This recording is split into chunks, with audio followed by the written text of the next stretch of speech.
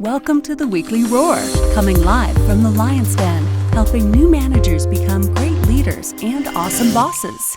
And now, here's your host, Greg Storch. Hey everyone, welcome back to the Lion's Den.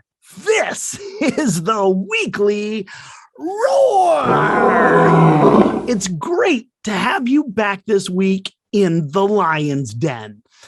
Today, I'm going to speak about why leadership is difficult and how we can get better at it anyway. Being a leader is a personal journey with a large undertaking of responsibility.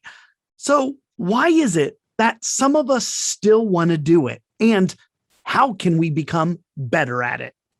Today on the Weekly Roar, I'll talk all about it. But before we jump into that, allow me to introduce myself. I'm Greg Storch, owner of Lion Enterprise, host of the Weekly Roar, and the founder of a worldwide bartered coaching program called The Helping Hand. I'm a certified professional leadership coach and a certified leadership speaker and trainer. Hey, as a friendly reminder, you can find all of my video resources on my website at lion-enterprise.com. Just look for the Lion's Pride Library and check them all out. Okay, everyone, let's talk about a leader's lament and what to do about it. Being a leader is harder than it looks. I know, I speak about leadership all the time like it's commonplace, but the fact is, it's tough to be the leader if you want to be an effective one who's good at it. While there are a lot of people who aspire to be leaders, there are tons more who don't. For those that don't, maybe their outsider view of leadership can make it look easy. But behind the scenes for a leader, it's nothing but.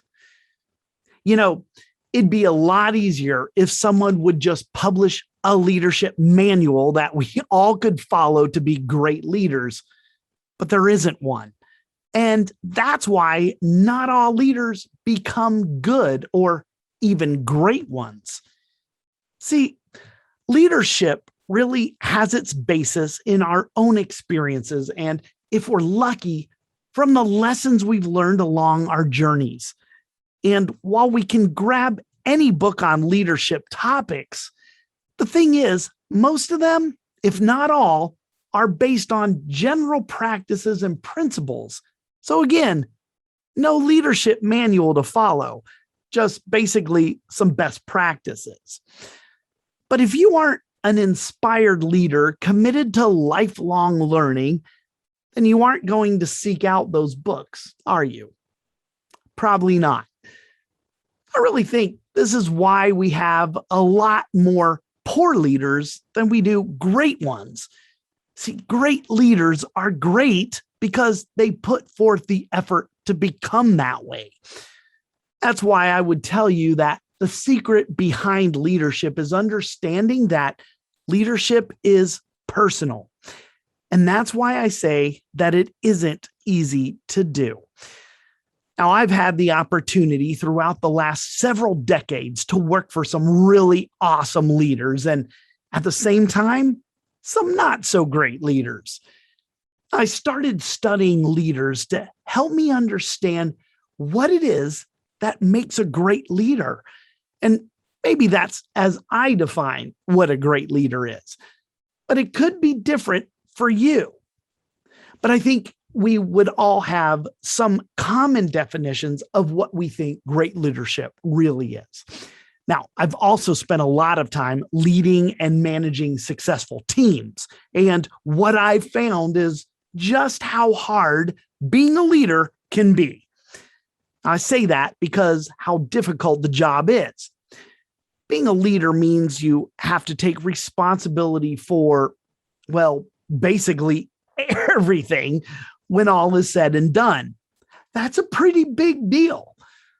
Now, I have to admit, I've caught myself thinking many times how it would be not to have the responsibility and just be an employee with a more focused scope of responsibilities. There's a lot less risk there, and it's a much safer place to work when you don't have the responsibility of the entire department or division or the entire company resting on your shoulders. I think back to the company I used to work for in Virginia. When I started, the company only had about 750 employees. But by the time I left, it was almost 2,000 employees. And when I talk about responsibility, I think about the CEO of that company. Ultimately, she was responsible for all of those people's and their family, if you think about it. Her decisions on how she ran that company had a significant impact on those people. That's an enormous responsibility to have. But even if you aren't the CEO of hundreds of people, as a leader, by definition, you're responsible for others. All leaders are exposed to risk all the time, and they need to be consistently responsible for managing that risk. Now, here's something else I observed about the leaders that I thought were really good ones. They always did the opposite of what everyone else was doing. And sometimes that meant behaving in a manner that may be counterintuitive in the situation. Listen, we all get it. Leaders are human, just like everyone else. And that means we're exposed to emotions too. And let me tell you, they can be hard to control sometimes. But leaders have a duty to their teams to keep their emotions in check. Heck, and a duty to themselves. If leaders don't keep their emotions in check, then they run the risk of losing respect from those they lead. And, without respect, it's hard to influence others. And without influence, well, there's no leading. While everyone else is just communicating with others, leaders have to take it up a notch and actually connect with them. When things are going wrong and people begin to panic, a leader has to do the opposite and remain calm in the storm. When our followers are tired or they lack motivation, we have to provide the motivation and drum up the energy to push them forward. And even when our teams achieve success and are riding on a high from it, the good leader has to keep them grounded in order to maintain proper focus. That's a tough position to be in. We also have to be flexible and adaptable. In other words, we have to be good multitaskers because we don't have the privilege of only focusing on one thing at a time, right? I always say that problems always travel in groups of at least two. Not only is multitasking difficult, it's downright exhausting. But good leaders do it consistently, and that's why they're successful. One of the other reasons why leading can be hard is because of the responsibility we take on for making decisions. At the end of the day, the leader has the ultimate responsibility for the success or failure of the project or their teams. And as we grow in our leadership, that decision-making doesn't get any easier. Being the decision maker can be hard because making the wrong one can have negative consequences, not just for your area of responsibility, but also on the people you're leading. Decision making is a skill that takes time to develop. It comes with experience, but it's still one of the most difficult skills to master. I can't remember where I heard this from, but I remember hearing someone once say that making a bad decision doesn't make you a bad leader. Making no decision does. So for those reasons, and probably a ton more. Leadership is hard. And that's why not everyone wants that responsibility. Leadership means giving of ourselves. It means putting ourselves last. It means letting go of our ego so others can be successful. That is what makes leadership hard. But get it right, and those you lead have a better chance of overcoming adversity and achieving success. If you want to be a better leader, here are some of the things that I've noticed in my own observations that might help you. Some might be obvious and some might not. Maybe they'll spark some thought. Either way, this would be a great time to take inventory of yourself to see if there are any areas needing improvement in your own leadership. Do you walk the walk and talk the talk for those you lead? Now, listen, I want to remind you here that you don't have to be an organizational leader for this stuff to even be relevant to you. You can be a leader of your family. You can be a leader in your community. You can be a leader in your place of worship.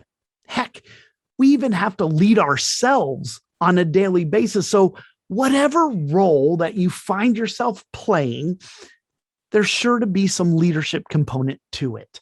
So I don't want you to think that I'm only speaking to people in traditional leadership roles like in companies and stuff, because I'm not. There are lessons here for all of you if you're willing to find them. Anyway, leaders lead by example. We have to know the way, show the way, and go the way. We can't say one thing and do another. If you require others to arrive at a specific time, as the leader, you have to arrive on time or even earlier. The work ethic of those you lead is heavily influenced by your actions. If they see you hard at work bright and early every morning, they're much more likely to mirror your behavior. Set the tone, and your employees will follow it. Now, I've talked about this before, but humility in leadership can go a long way towards our success. But one of the challenges we can face with finding the power in showing our humility is that a lot of people associate humility with being weak. But humility has nothing to do with weakness. I mean, if you think about it, the ability to exercise humility requires an inner strength. We have to be willing to not only be willing to receive feedback and criticism, but also have the understanding that it's key to our growth. I think humility has a lot to do with the differences we see between being a leader and being a boss. Both are in charge, but the difference is that leaders will share the spotlight. They're perfectly comfortable giving credit where credit is due. Leaders who show humility are seen by others as being honest, trustworthy, and capable for sure. Having those three things are key ingredients to our ability to influence others. So remember, when it comes to success in your leadership, a little humility can go a long way. If you want to be a successful leader or get better in your leadership, then you have to be able to communicate effectively. So there's another thing that you can focus and work on. Almost everything that happens is the result of either good communication or poor communication. It's that essential. Effective communication is really needed, not only in our leadership, but life in general. The really good leaders that I've worked for all made sure that not only were they heard, but that they were also understood. But maybe more importantly, They understood the importance of listening. Now, we all know that communication is a two-way street, right? It's not a one-way street where the boss speaks and everyone just listens. That's one-way communication, and it can be like driving in the wrong direction on a one-way street. You don't know what you'll run into up ahead. That reminds me of when I was on the ship in the Navy, and there was this communication system on the ships called the 1MC. The captain of the ship used the 1MC to communicate information to the crew. But it was very ineffective because it didn't allow for feedback. Of course, he got his message across for sure, but he never received any feedback. Communication is a two-way street, and getting better at it is what will keep you and your teams moving forward instead of coming to a standstill. Here's another way to get better at leading. Know your limitations. As I mentioned before, we're all human, even leaders.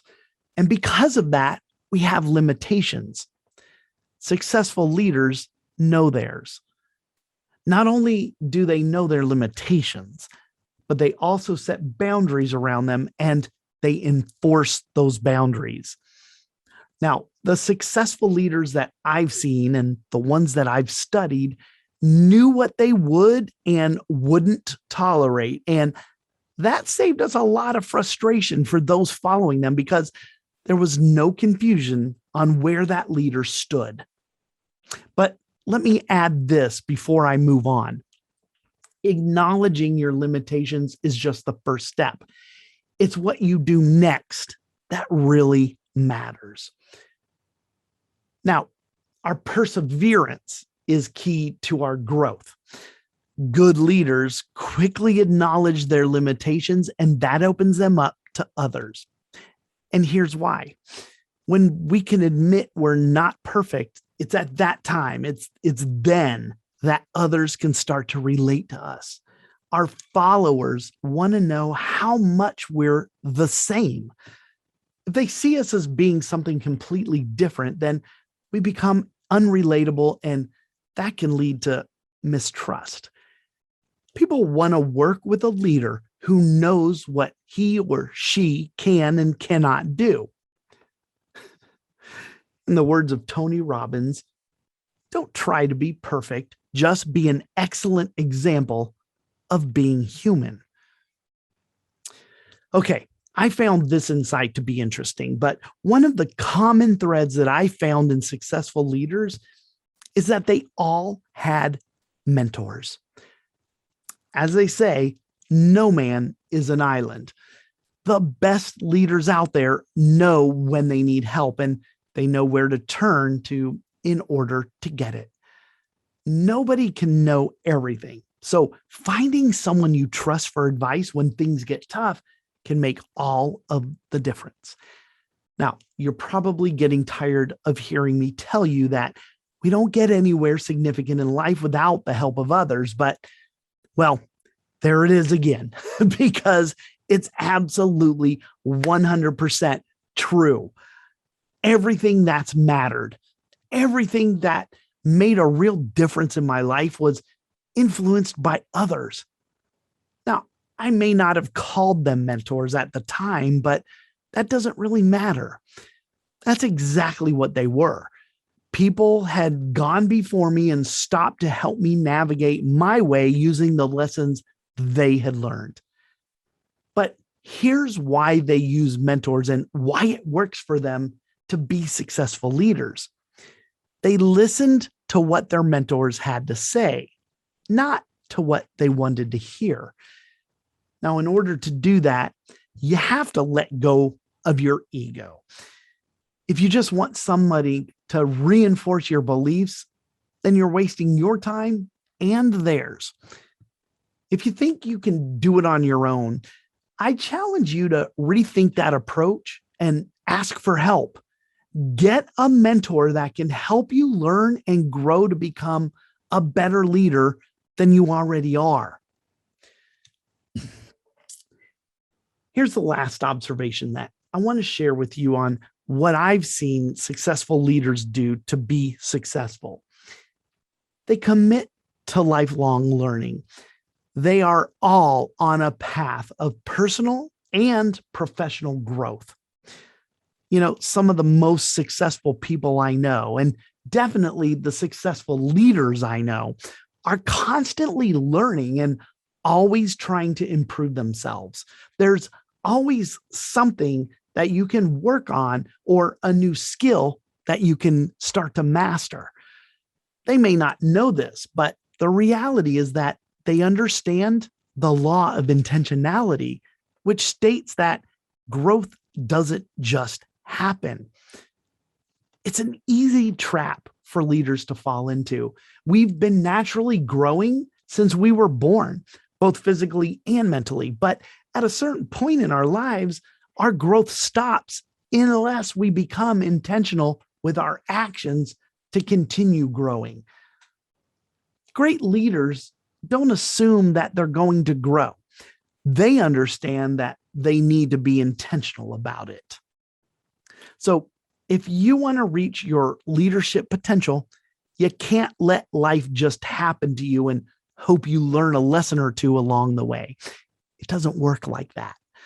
The successful leaders that I've seen and the ones I've studied all understood this, and they were very intentional with their actions. It was Jim Rohn who told us that we can't change our destination overnight, but we can change our direction overnight. And that all starts with our intentionality. Being a leader isn't easy. And maybe that's why a lot of people don't want to take on the responsibility. Today, I talked about why leadership is hard, because it requires that we do things that others aren't willing to do or aren't capable of doing. I hope that today's acknowledgement that it isn't easy, combined with some of the ways that we can get better at being a leader, will help you stay the course and continue to improve in your own leadership. John Quincy Adams said, "If your actions inspire others to dream more, learn more, do more, and become more, then you are a leader." So why not be the best one you can be? All right, everyone, that does it for today. Thank you all for supporting me and coming on back to the Lion's Den this week. If you want to keep running to the roar, then join me next week for another episode. All you have to do is just come on back to the Lion's Den next Wednesday at 11 a.m. Eastern Time. Thanks again for supporting me and watching the weekly roar today. I appreciate all of you. And until we meet again next Wednesday, remember, be powerful, but stay poised just like a lion. Bye, everybody. Thanks for watching the Weekly Roar live event at lionenterprise.com. If you enjoyed this video, please tell others to join us each week here in the Lion's Den. Thanks again, and see you next week.